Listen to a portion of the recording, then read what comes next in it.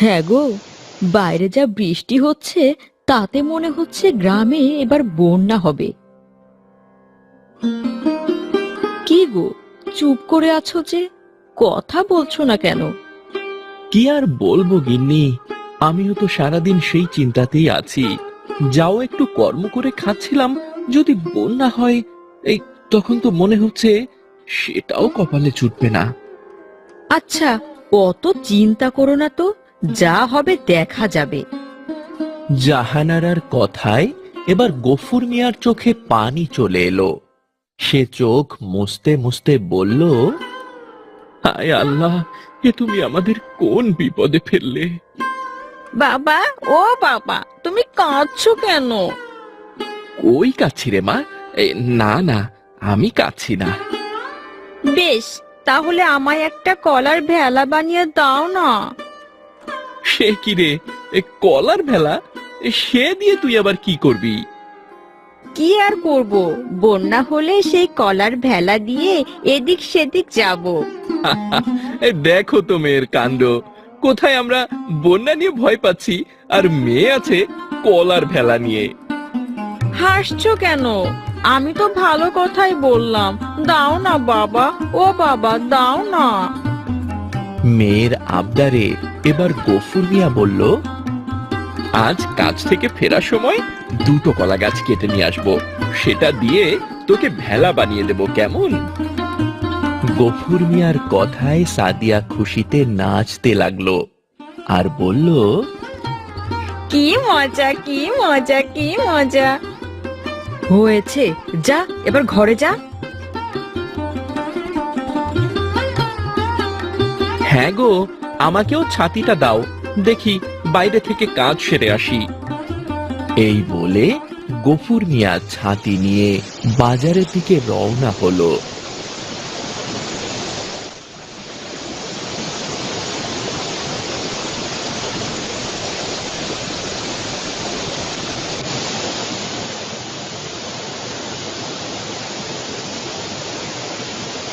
দেখেছো তো মা, কত বেলা হয়ে গেল, বাবা এখনো এলো না। এই নাকি বাবা আমায় কলার ভেলা বানিয়ে দেবে। হ্যাঁ রে মা, তাই তো দেখছি, লোকটা তো কখন এত দেরি করে না। ভাবছি যাব নাকি একবার দেখে আসতে। জাহানারা যখন এ কথা বলছিল তখনই বাইরে হঠাৎ গফুর মিয়ার গলা শোনা গেল। কই রে মা, কোথায় গেলি? তাড়াতাড়ি বাইরে আয়। ওই তো বাবা এসেছে।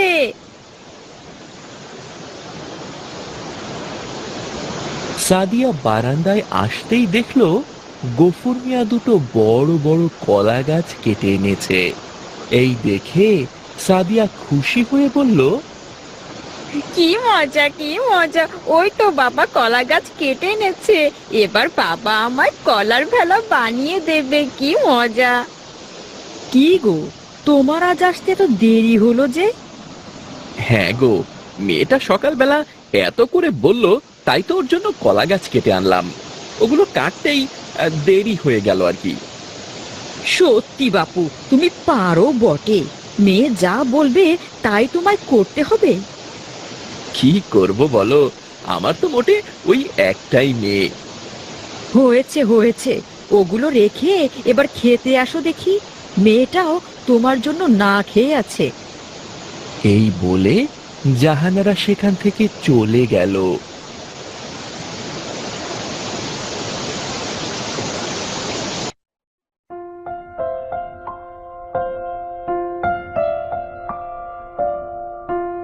বাবা, ও বাবা, আমার ভেলা কখন বানাবে?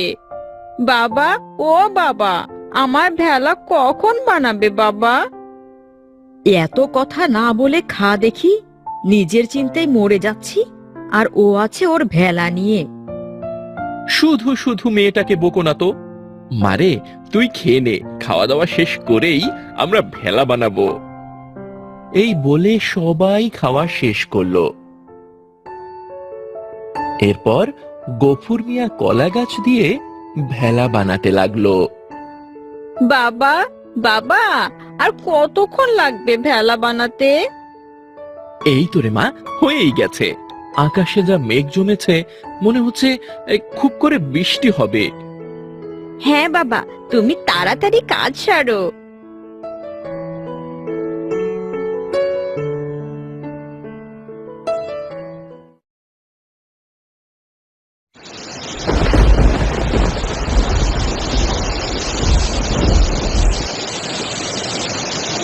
এই যা, বৃষ্টি শুরু হয়ে গেল। চল চল চল চল মা, আমরা ভেতরে যাই।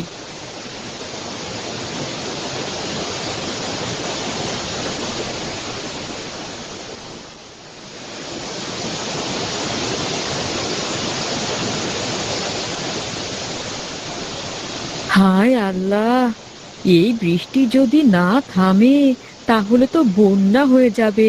তখন আমরা কোথায় যাব? তাই তো ভাবছি, বন্যা হলে তখন তো জমির কাজটাও আর করতে পারবো না। তখন কোথায় যাব? হাতে যা টাকা ছিল তাও তো শেষ হবার জো। ইয়া আল্লাহ, তুমি রহম করো। আমাদের বাড়িটা তো বেশ উঁচুই আছে, চিনতে হচ্ছে বাইরেরটা নিয়ে। আমারও তো সেই একই চিন্তা। যাকে ঘুমিয়ে পড়ো, যা হওয়ার সে সকালে দেখা যাবে। এই বলে জাহানারা আর গফুর মিয়া ঘুমিয়ে পড়ল।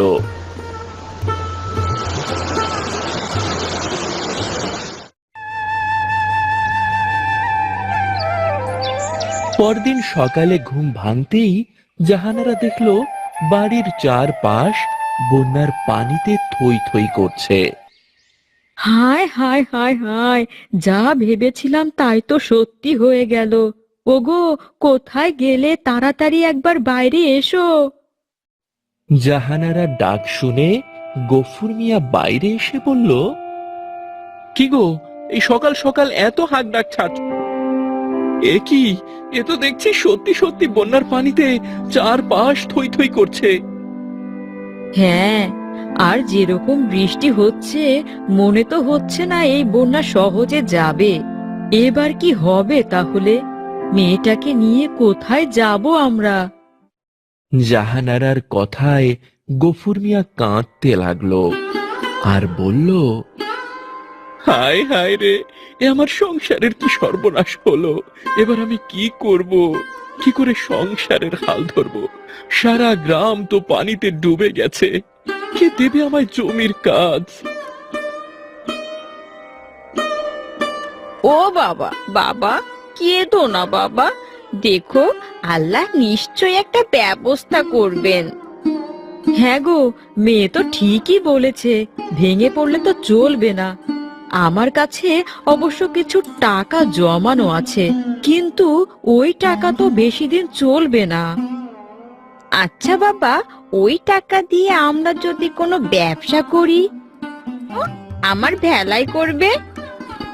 সাদিয়ার কথা শুনে জাহানারা আর গফুর মিয়া দুজনে কিছুটা চমকে গেল। ভেলাতে?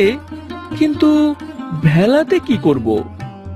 হ্যাঁ গো, বলছিলাম পুরো গ্রামই তো পানিতে থই থই করছে, অনেকেরই নিশ্চয় খাওয়ায় সমস্যা হচ্ছে।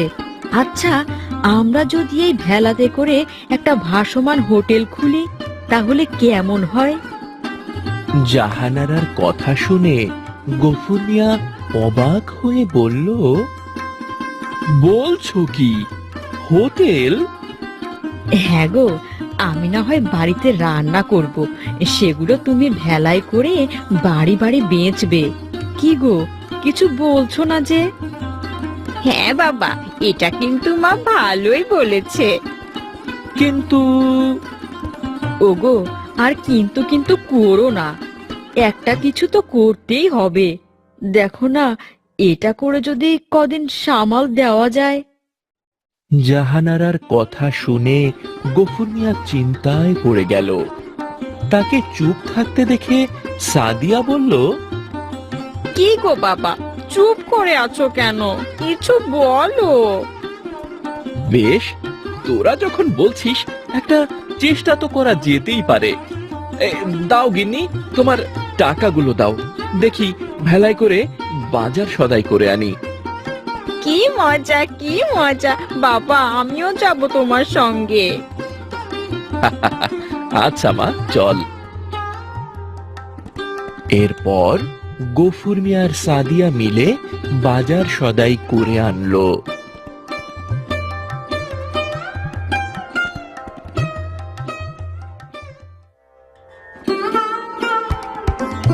কই গো গিন্নি, এই হলো তোমার রান্না? হ্যাঁ গো, হয়ে গেছে। আমি খাবারগুলো হাঁড়িতে তুলে দিচ্ছি। এখন তো আকাশে বৃষ্টি নেই, তবুও হাঁড়িগুলো কিন্তু ঢাকনা দিয়ে ঢেকে রেখো, কেমন? হ্যাঁ গো মা, তুমি একদম চিন্তা করো না, আমি তো আছি বাবার সাথে, আমি সব দেখবো। কি বাবা, তাই তো? হ্যাঁ রে মা, তুই তো আমার লক্ষ্মী মেয়ে। এরপর গফুর মিয়া সাদিয়াকে সঙ্গে করে খাবার নিয়ে ভেলাতে করে গ্রামের এদিক সেদিক ঘুরতে লাগলো। আসুন আসুন, খেয়ে যান, গরম গরম ভাত, গরম গরম তরকারি। ভাসমান হোটেলই এখন বড় দরকারি। আসুন আসুন, খেয়ে যান।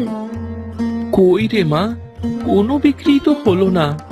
কতক্ষণ ধরেই তো তুই ডাকছিস, তাহলে কি তোর মায়ের জমানোর টাকাগুলো সব বৃথা গেল? অত চিন্তা করো না তো বাবা, এখনো তো অনেক সময় আছে।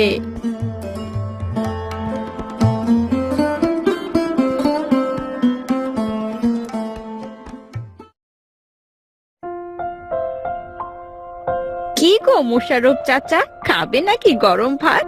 আমার মায়ের হাতের রান্না কিন্তু দারুণ। আরে গফুর মিয়া যে, এই তুমি আবার এসব কি করছো? কি আর করব ভাই, একটা কিছু করে তো খেতে হবে, তাই ভাবলাম এই ব্যবসাটাই শুরু করি। বেশ বেশ, কই গো গিন্নি, কোথায় গেলে? তাড়াতাড়ি একবার বাইরে এসো তো। কি গো, ডাকছো যে? এই দেখো, গফুর মিয়া কি নিয়ে এসেছে। একটু আগেই বলেছিলে না রান্নাঘরে পানি জমেছে, রাঁধতে পারবে না? রাঁধতে তো বাকে হবে না। তাহলে খাবে কি? আজ আমরা গফুর মিয়ার ভাসমান হোটেলে খাবো। সত্যি মিয়া, তুমি আজ বড় উপকার করলে। এবার এই তাড়াতাড়ি আমাদের খাবারটা বেড়ে ফেলো দেখি। আর হ্যাঁ, রাতের খাবারটাও আমি কিনেই রাখবো, কেমন? মোশাররফের কথা শুনে গফুর মিয়ার সাদিয়া অনেক খুশি হলো।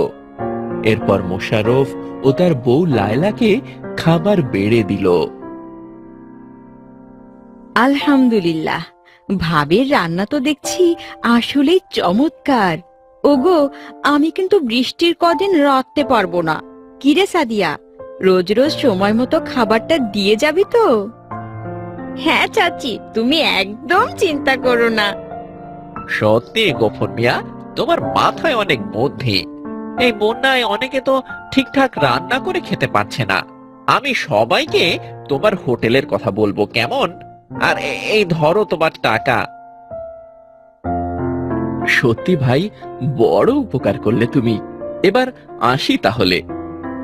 এই বলে গফুর মিয়া আবারও ভেলা চালাতে লাগলো, আর সাদিয়া জোরে জোরে বলতে লাগলো, আসুন আসুন, খেয়ে যান, গরম গরম ভাত, গরম গরম তরকারি। ভাসমান হোটেলই এখন ভীষণ দরকারি। এরপর সাদিয়া আর গফুর মিয়ার ভাসমান হোটেল দেখে অনেকেই খাবার খেতে এগিয়ে এলো, আর বিকেলের আগেই তাদের সব খাবার বিক্রি হয়ে গেল। দেখলে তো বাবা, তুমি শুধু শুধু চিন্তা করছিলে, আর দেখো বিকেল হতেই আমাদের সব খাবার বিক্রি হয়ে গেছে। হ্যাঁ রে মা, তাই তো দেখছি। এই চল চল, তাড়াতাড়ি বাড়ি ফিরে যাই। এই বলে সাদিয়া আর গফুর মিয়া বাড়ি ফিরে গেল।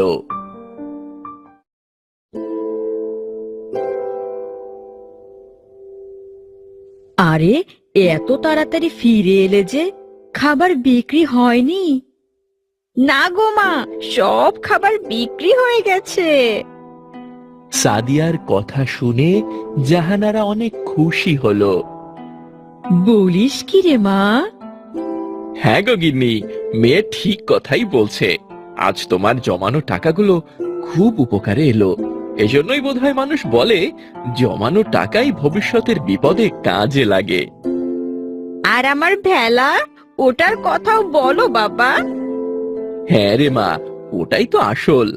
দেখেছো তো গিন্নি, মেয়ের ভেলা বানানো নিয়ে তুমি ওকে কতই না কথা শুনিয়েছিলে, অথচ আজ ওটাই এত কাজে লাগলো। হ্যাঁ গো, তুমি ঠিকই বলেছ। আমাদের মেয়েটা সত্যিই লক্ষ্মী। এই বলে জাহানারা সাদিয়াকে জড়িয়ে ধরল। আর এভাবেই অল্প দিনেই ভাসমান হোটেলের ব্যবসা করে তাদের সকল অভাব দূর হয়ে তারা সুখে শান্তিতে দিন কাটাতে লাগলো।